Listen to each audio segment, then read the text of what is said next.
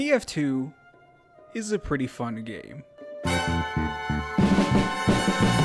I'm not sure if you've ever heard it before. It's that weird, quirky 9 years in development game that continued to be developed for the next 18 years, or really 10 years with an 8-year drought, adding all sorts of weird, quirky concepts for weapons, maps, game modes, and also game to the children. Yeah, that was a big one. A big reason for most people that made them play the game for longer than a couple hours after their ADHD friends dropped the game for another shooter are the 9 distinct classes. Each class has multiple weapon unlocks with God knows how many ways to combine them and play them together, on top of the complexity of learning with fundamentals that the class forces them to understand. There's also the skills ceiling that increases their depth and enjoyment of said class. Rocket jumping, detonator jumping, sticky jumping, sentry jumping, C-tapping, edge bugs, wall bugs, strafing, tripping, trick stabs. And that's not even mentioning weirder tech like Yeti canceling and the recently re-added thruster stomping. It's admirable watching people who've dumped thousands of their precious hours into learning how to play a timeless classic in such a cool and flashy way that can have a serious practical impact on the match. But that sounds extremely lame! I just want to put my mouse over the other guy and win.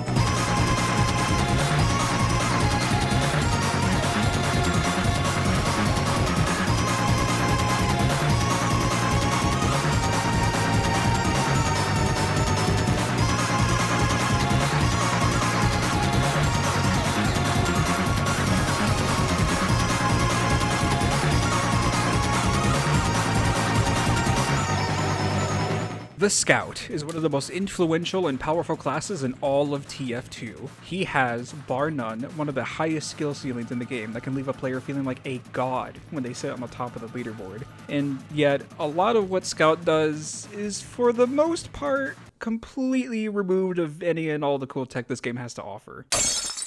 What?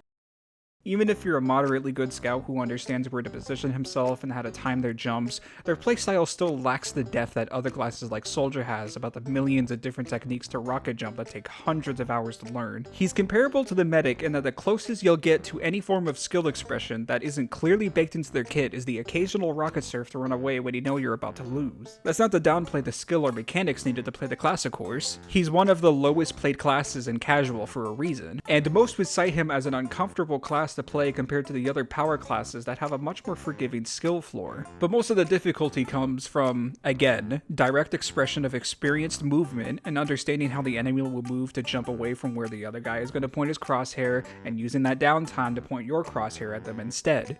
Basically, I'm saying that the Scout can't do any of this kind of cool guy stuff, which makes him not as cool. Still cool, just not the same way the other classes are cool. But what if there was a weapon that inexplicitly increased Scout's depth and movement, while giving him cool tech to show off that gets him a level closer to his peers and showing off movement tech not already baked into his kit, that also looks dope when you pull it off? I bet you're thinking of the title of the video, aren't you? You think that's the weapon we're talking about? Well, you'd be right. We are talking about the Boston Basher. You got it, man. Good job.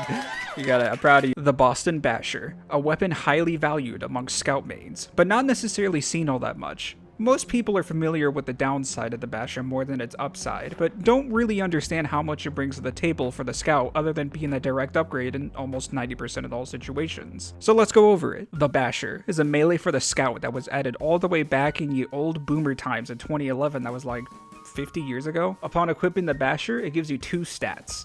Hitting someone with it will cause normal Scout melee damage of 35, along with bleed damage for 5 seconds, which, with the 40 max damage you can deal with the bleed, gives a total of 75 damage. 10 more damage than a standard melee swing on any other class. Missing with the Basher will hit yourself with the 5 seconds of bleed instead, with the initial hit doing around half of its base damage at 18. This means that missing a full health Scout and letting the bleed build up will leave you at 67 health. No, we aren't doing that, Joe. Go fuck yourself! 3 less than a kunai spy's base at 70 health. Swinging it twice right after the bleed ends can leave you at 9 health remaining, but that's if you swing after the bleed ends, as the bleed timer resets if it's reapplied, instead of stacking on top of itself, which can save you just a little bit more health. Despite it being listed as an upside, the bleed on hit sounds a lot better than it actually is, cause honestly, a good scout should never be resorting to his melee weapon given that the range that it's effective in is also the best for his primary, the scattergun.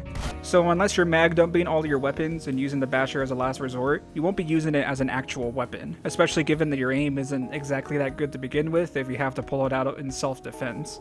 There's a lot of situations that are made funnier because of the self-bleed though, because either you kill the other guy and humiliate him, or you end up bleeding your health dry so the other guy doesn't even get the credit for the kill. It also has a niche of being able to track cloak spies, but not only is the bleed timer shortened after they cloak, they can also re-disguise to remove the blood effect entirely. So oftentimes you'll end up killing yourself trying to track the spy when you could have just predicted where they went and shot them instead. Still useful to know against dead ringer spies though. That, and since it has the highest DPS among Scout's other melees, it's the best option for Scout in medieval mode, so it's great there, I guess. Oh, baby! Oh, baby! Get fucked! Please, 3 seconds! Oh, holy shit! Oh, that's gotta be in the video, I'm sorry. Holy shit. That was crazy. What the fuck? Okay, well, if the upside is moderately beneficial in like 2 cases, then does that mean the only practical benefit of the weapon is actually its downside, despite the weapon deeming it to be a bad thing?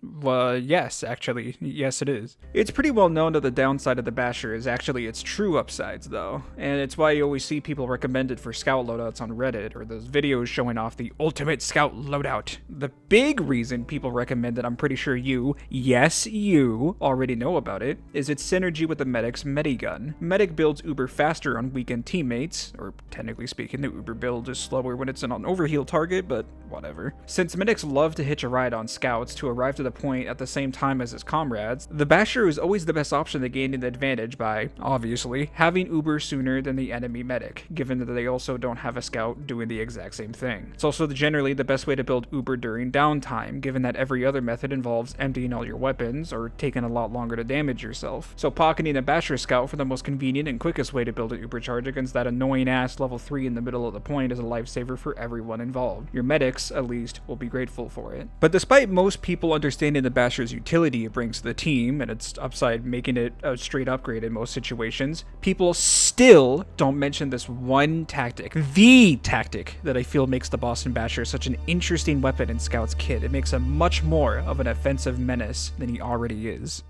Basher jumping. Oh yeah, baby! We finally get to talk about the best part of the weapon! Woohoo! After all that nerd talk about the functions of the Basher, I still haven't revealed to you the best part about it. Whenever you take the self-damage from both the self-bleed and the base damage of the melee, your character suffers from knockback, much like being shot from a rocket or a sentry gun, albeit it's a much smaller knockback. When you jump at the same time the self-damage registers in the game, you can actually increase the height of that jump from the knockback given to you by the self-damage. The timing, although tight, is still relatively easy to remember, but it can still take time to register your timing in your muscle memory. This is sorta like old Gru jumping, where you'd want to time your jump with a tick of damage from the Gru, but instead of counting the self-damage in your head, you can initiate the self-damage whenever you want to. The timing though is more like how you used to projectile boost in ULTRAKILL, where it's more of a sequence of buttons rather than hitting every input at the same time. If you jump half a second after hitting your melee key, you'll usually get it most of the time, but it'll likely still take practice to get used to. You can also gain even more height from the Basher jump by pressing crouch at the same time as your jump, just like when doing a rocket jump. Doing a single crouch Basher jump reaches almost as much height as doing 2 non-crouch Basher jumps, and obviously that means that if you do 2 crouch Basher jumps, you can easily reach the highest vertical height that Scout allows that isn't with the soda popper winger combo. The height you can achieve with stacking these crouch jumps together is actually kind of insane, single-handedly letting you reach somewhere like the sniper sidelines on 2 Fort if you set up the jump on either the boxes or the barrels on either side of the fort. While the Basher jump is only really necessary to do once in most cases, seeing the potential routes you can take with this is insane and genuinely a spectacle to behold for most people. Scout just flew like a bird. Oh my god.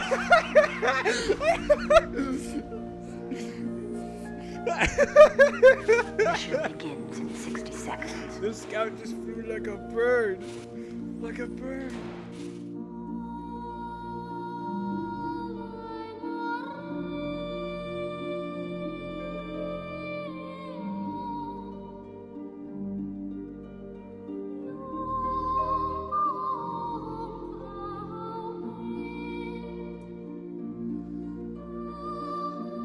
The Scout just flew like a bird. Like a bird. The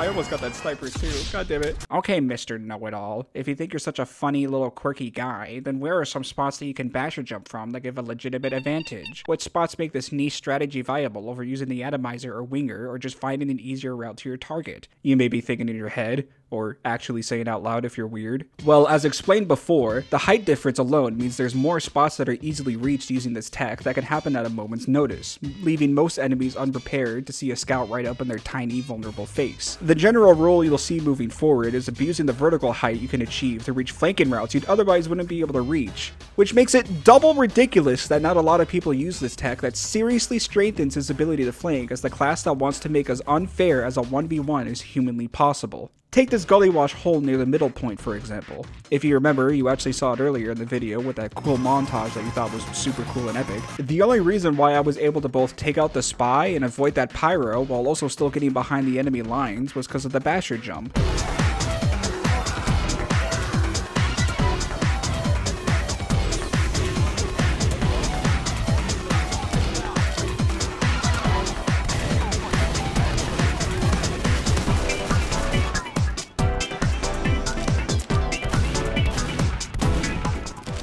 Instead of taking the obvious flank route that would have led me exposed to everyone seeing me on this point, I basically went all the way around the flank people who were expecting me from a different angle. Another basher jump is on Thunder Mountain's second map, which you also saw when that guy called me a bird because of how high I flew, and then that soothing montage happened that you thought was super funny and engaging. Amazing. The double basher jump can reach all the way to the tower near spawn, which is also equipped with a small health pack to negate the self-bleed, and allows you to stop classes from flanking or spawn camping using demos or anti-teleporters. Here's another spot for you, on one of the new summer maps too, Blowout. Also around the drop hole near the middle point for some reason, there's a health pack that you can pick up mid-jump to negate the bleed immediately and gets you right where everyone is pushing so you can stop them.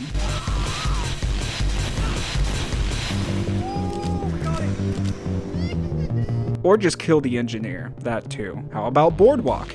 This is a pretty weird one, but I want to show it because I really like this shot right here. From literally right underneath where the sniper sideline is, you can double basher jump straight into it and take anyone that's on the balcony watching mid out. Well, that's not how I intended that, but you know what? That kind of works. Let's try Conifer 2. Near red spawn on last, there's a giant hill obviously meant for blue to drop down from to flank. But as the cool and epic basher jumper you are, you can do a single basher jump to reach the top of the hill and steal the health pack from them while also taking them out instead.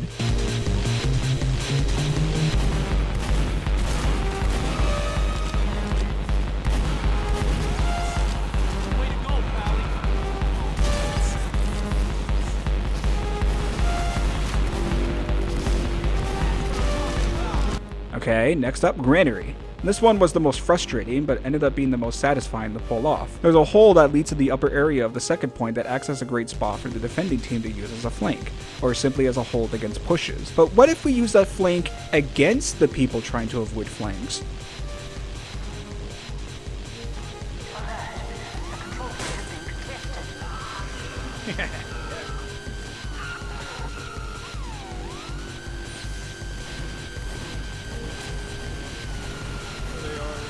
By doing a lineup either with the middle of the line beams on blue or with the top of the light on red, you're able to just barely fit into the hole and basher jump up into the flank route with a medium health pack on the stairs. You're then given the option to go downstairs and flank on the ground or continue down the hall and flank from above the point. That or ignore everyone and just head straight to the last point and win the game.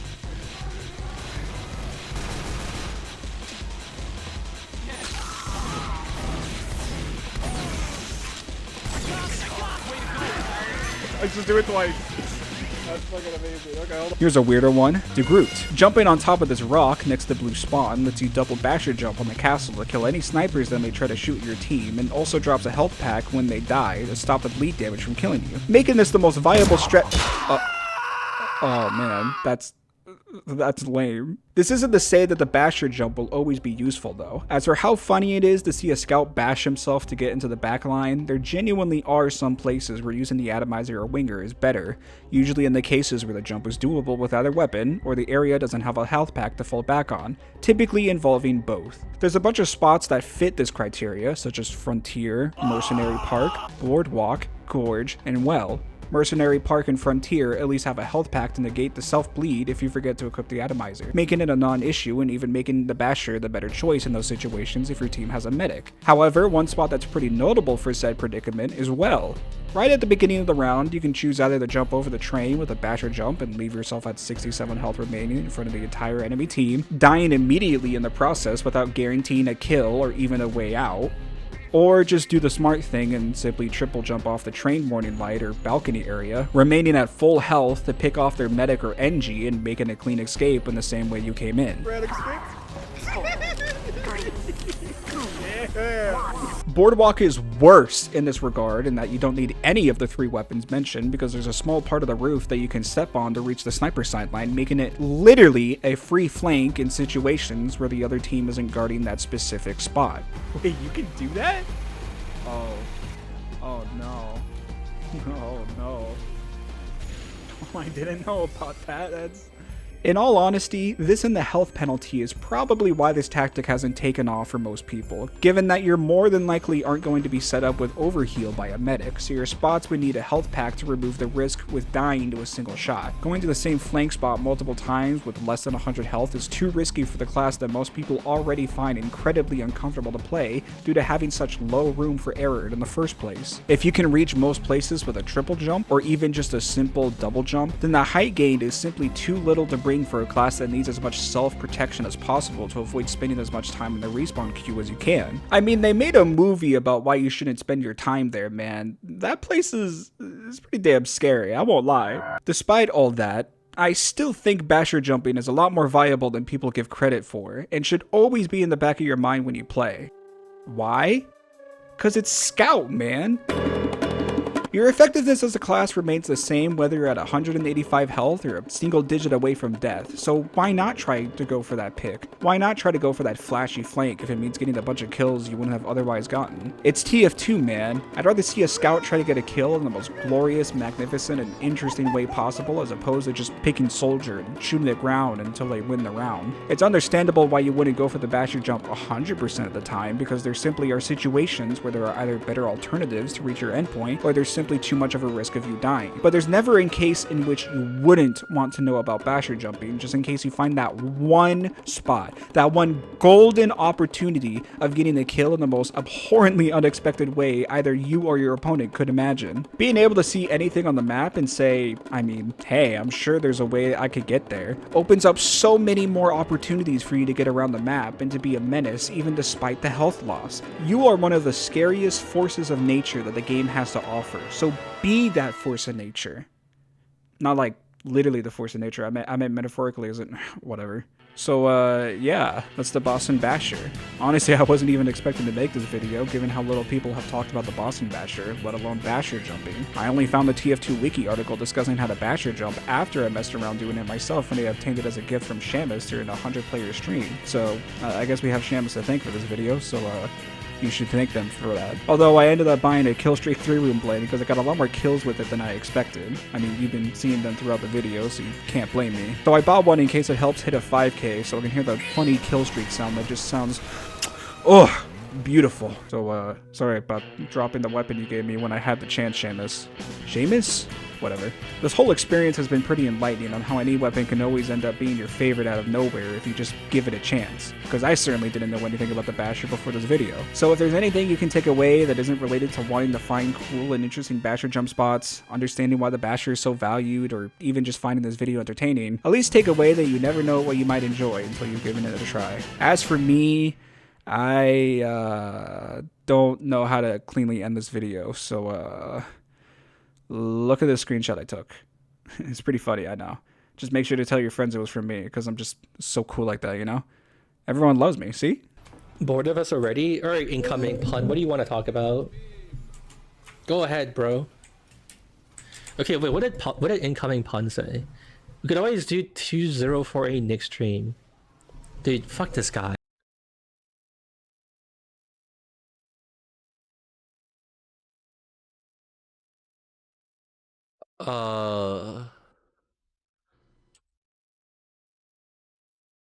Oh god, it's fucked.